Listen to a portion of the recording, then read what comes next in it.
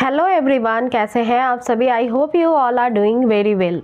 सो दोस्तों, कई बार जब पीरियड्स महिलाओं को स्टार्ट होते हैं तो आपने नोटिस किया होगा कुछ महिलाओं को पीरियड्स शुरू होने से पहले या कुछ महिलाओं को पीरियड्स शुरू होने के बाद ब्लैक ब्लड की या ब्लैक क्लॉटिंग की समस्या रहती है।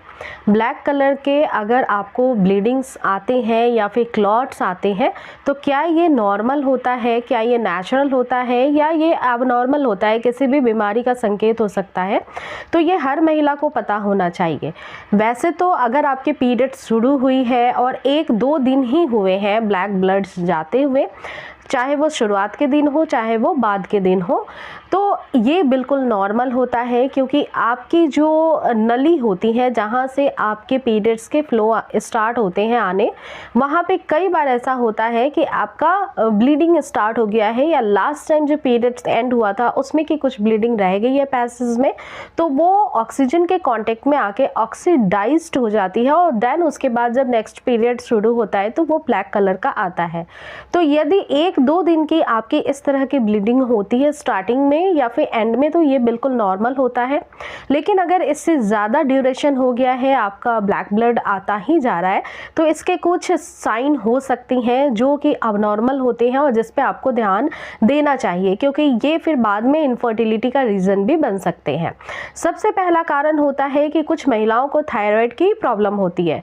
अगर हाइपोथायराइड की प्रॉब्लम है तो ऐसे कंडीशन में इन महिलाओं को ब्लैक क्लॉटिंग की प्रॉब्लम हो सकती है। कई बार एंडोमेट्रियोसिस की वजह से भी ऐसा होता है और कई बार इन्फेक्शन की वजह से भी ऐसा होता है।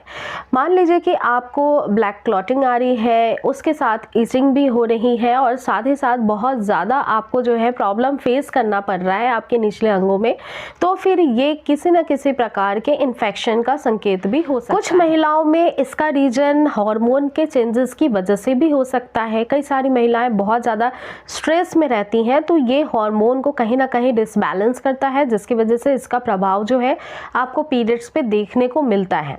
तो इसलिए अगर आपका पीरियड्स का फ्लो काफ़ी लेस हो या फिर काफ़ी ज़्यादा हो, ब्लैक कलर की अगर आपको ब्लीडिंग या क्लॉटिंग होती है तो आपको इसे नोटिस करना होगा। अगर ये 1-2 दिन से ज़्यादा होती है, हर बार के पीरियड्स में होती है, तो आपको इसके लिए किसी अच्छे डॉक्टर को कंसल्ट करना होगा।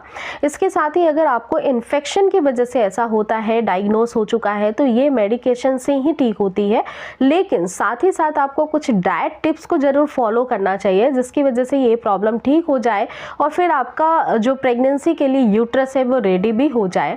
तो इसके लिए यदि आपको काफ़ी ज़्यादा फ्लोज आता है, काफ़ी ब्लैकिश कलर का आपको फ्लोज आता है और ये 1-2 दिन हर पीरियड्स में आता है, तो ये तो नॉर्मल चीज़ है। लेकिन इसको और भी ज़्यादा बेहतर करने के लिए आप आयरन रिच फूड डाइट लेना शुरू करें, जिसके लिए सबसे बेस्ट होता है कि आप बीट रूट का सेवन पर डे करें या फिर आप अनार का सेवन पर डे करें। साथ ही जब आपके पीरियड्स का डेट शुरू होता है वैसे ही आप पाइनएप्पल ले सकती हैं 2 या 3 दिन, थोड़ी सी 1 कटोरी की मात्रा में। इसके साथ ही आप पपीते का भी सेवन कर सकती हैं, कच्चे पपीते का सेवन।